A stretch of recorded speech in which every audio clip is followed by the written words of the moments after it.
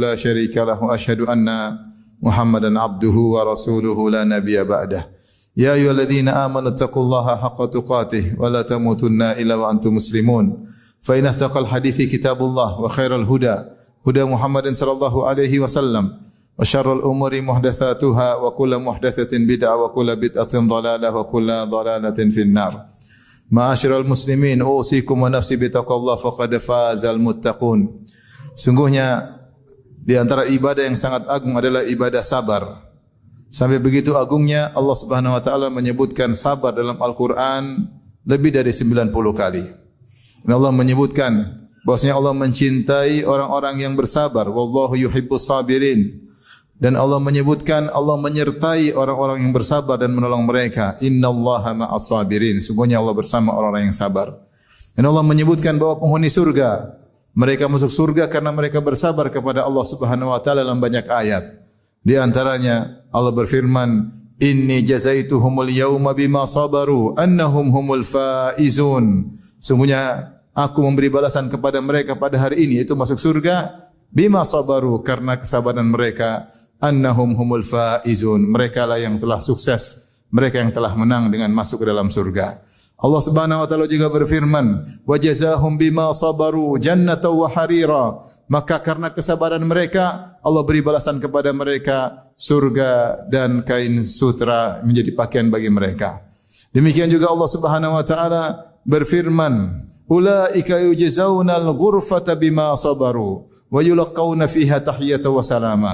Mereka itulah orang-orang yang mendapatkan tempat yang tinggi di surga bima sabaru, karena kesabaran mereka. Allah juga menyampaikan bagaimana para malaikat memberi salam kepada para penghuni surga. Malaikat berkata, "Salamun alaikum bima sabartum fa ni'ma uqbaddar." Keselamatan bagi kalian wahai para penghuni surga karena kesabaran kalian. Oleh karenanya sabar merupakan ibadah yang sangat agung sehingga sering kali disebut oleh Allah dalam Al-Qur'an. Kesabaran ada 3. Sebagian orang menyangka bahwasanya namanya sabar adalah sabar ketika mendapat musibah saja. Padahal tidak. Para ulama menyebutkan bahwasanya sabar ada 3. Yang pertama, as-sabrun ala taatillah. Sabru ala taatillah, sabar ketika menjalankan ketaatan kepada Allah. Yang kedua, as-sabru an maksiatillah, sabar dalam meninggalkan maksiat Allah Subhanahu wa taala. Dan yang ketiga, as-sabru alal aqdar al-mu'limah, sabar atas musibah-musibah yang menimpa. Ketiganya butuh kesabaran, terutama di zaman kita sekarang ini.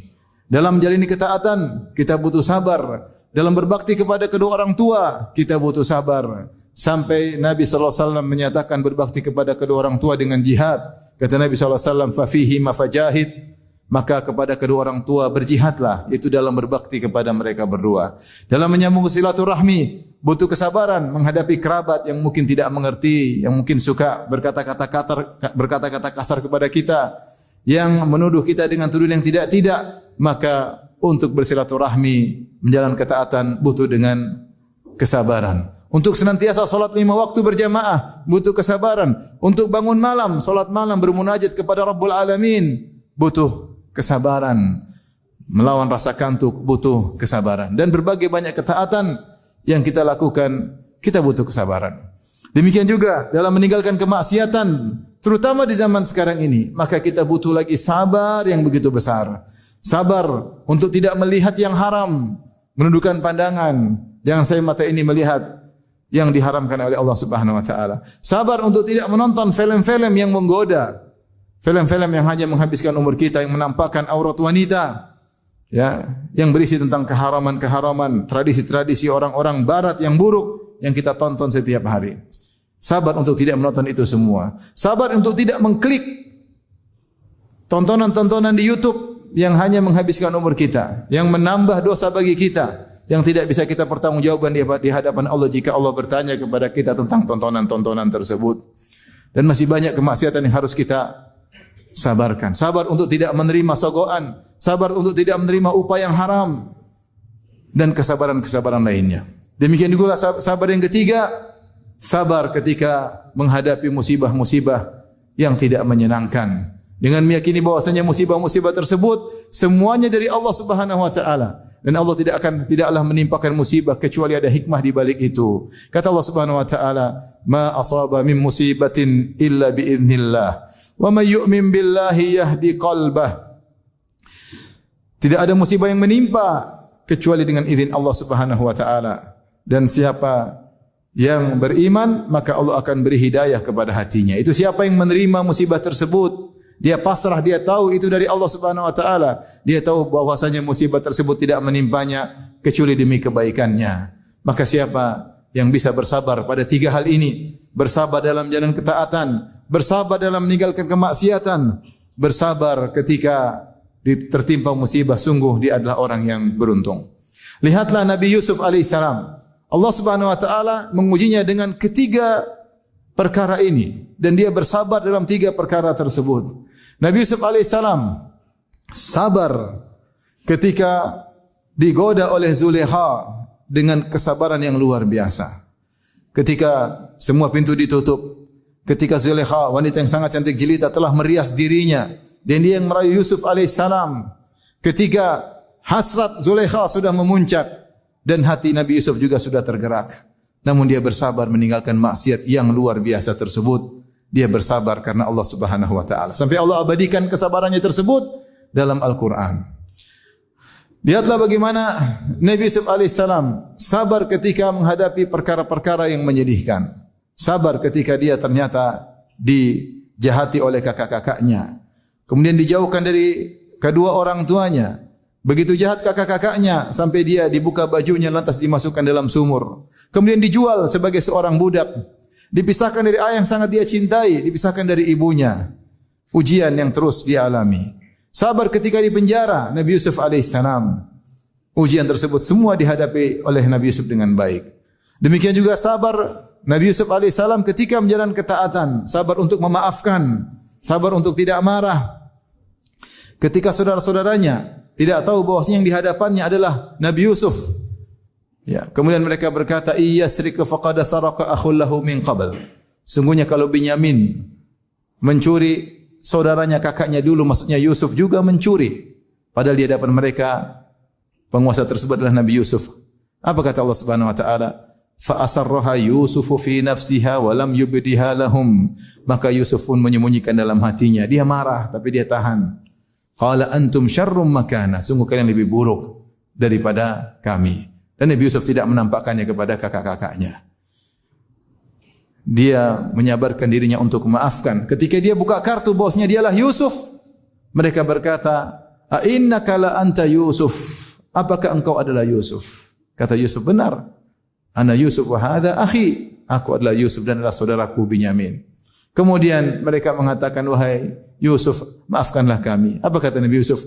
"La tathriba alaikumul yawma yaghfirullahu lakum." Tidak ada celaan bagi kalian sejak hari ini.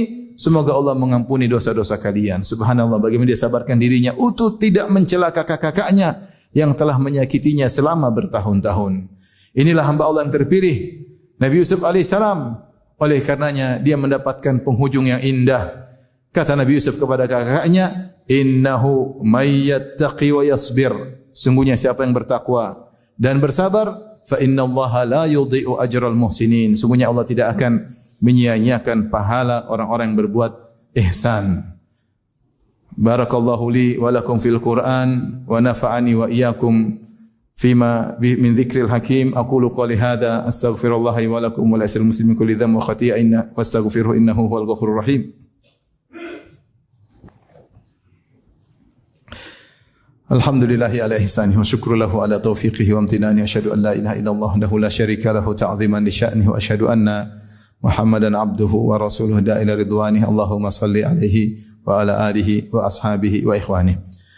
Ma'asyiral muslimin, ada 3 perkara yang saya sampaikan terkait dengan sabar. Yang pertama, ketahuilah seorang bersabar dengan sabar yang terindah, yang kata Allah dengan sabrun jamil. Nabi Yakub berkata, "Fa sabrun jamil." Maka yang aku lakukan adalah kesabaran yang indah. Apa itu kesabaran indah? Itu kesabaran yang kosong dari mengeluh kepada manusia. Seorang kalau sabar jangan dia curhat kepada orang lain. dia hanya boleh curhat kepada Allah Subhanahu wa taala. Sebagaimana kata Nabi Yakub alaihissalam, "Innama ashku bathi wa huzni ila Allah." Sungguhnya aku hanyalah mengeluhkan kesedihanku dan gundah gulanaku hanya kepada Allah Subhanahu wa taala. Kita mengeluh kepada manusia, manusia tidak banyak bisa menolong kita. Ya, mungkin dia mentertawakan kita atau meremehkan kita, tapi berkeluh kesalah kepada Zat yang bisa menghilangkan penderitaan kita, dialah Rabbul Alamin. Maka sabrun jamil, yaitu sabar yang tidak disertai dengan cercaan, tidak disertai dengan celaan, dan juga tidak mengeluh kepada makhluk. Yang kedua, bahwasanya kalau seorang bersabar hendaknya karena Allah. Sabar adalah ibadah yang agung. Kata Allah Subhanahu wa taala kepada Nabi sallallahu alaihi wasallam, "Wa li rabbika fasbir." Maka untuk Rabbmu maka bersabarlah. Ketika orang bersabar jangan dia riya. Jangan dia publish bahwasanya saya bersabar. Ya, jangan dia berlagak tegar di hadapan manusia. Ternyata dia hanya ingin pamerkan kepada orang bahwasanya dia orang yang tegar. Tidak, Anda bersabar karena Allah. Sabar adalah amal soleh, bukan untuk dipublish, bukan untuk dipamerkan, bukan untuk diriakan. Anda tegar karena Allah Subhanahu wa taala, agar sabar menjadi amal soleh bagi Anda, maka bersabarlah karena Allah Subhanahu wa taala. Bukan bersabar meninggalkan maksiat karena takut kena penyakit atau takut dicerca oleh manusia. Bukan sabar melakukan kebaikan supaya dipuji manusia, ya. Bukan sabar ketika terkena musibah tegar supaya dipuji manusia, tidak. Sungguhnya sabar adalah ibadah. Wali rabbika fasbir, maka karena Allah lah, untuk Rabbmu lah, maka bersabarlah. Dan yang ketiga, yakinlah bahwasanya kita tidak bisa bersabar kecuali dengan izin Allah. Maka ketika kita terkena musibah atau kita harus bersabar, mintalah kepada Allah agar kita mudah disabarkan. Kata Allah Subhanahu wa taala, "Wasbir wa ma sabruka illa billah." Bersabarlah wahai Muhammad, dan tidaklah engkau bisa bersabar kecuali dengan pertolongan Allah Subhanahu wa taala. Kata Tahir bin Ashur dalam tafsirnya, karena itulah sabar Muhammad sallallahu alaihi wasallam sabar yang luar biasa, yang mengungguli sabar-sabar semua manusia. Bahkan dia adalah pemimpin daripada ulul azmi minar rusul. Jadilah imam yang paling sabar di antara seluruh manusia, paling sabar di alam semesta ini. Kenapa? Karena dia sabarnya dari Allah Subhanahu wa taala. Maka kalau kita bersabar, jangan kita terlalu pede dengan diri kita, tapi kita sandarkan segalanya kepada Allah. Kita ini sangat lemah. Kapan-kapan kita bisa marah, kapan-kapan kita bisa tergoda, kapan-kapan kita bisa menangis, bisa ngamuk dan yang lainnya. Maka pasrahkan diri kepada Allah agar kesabaran datang dari Allah, maka seorang akan menjadi kuat dalam menghadapi berbagai macam cobaan.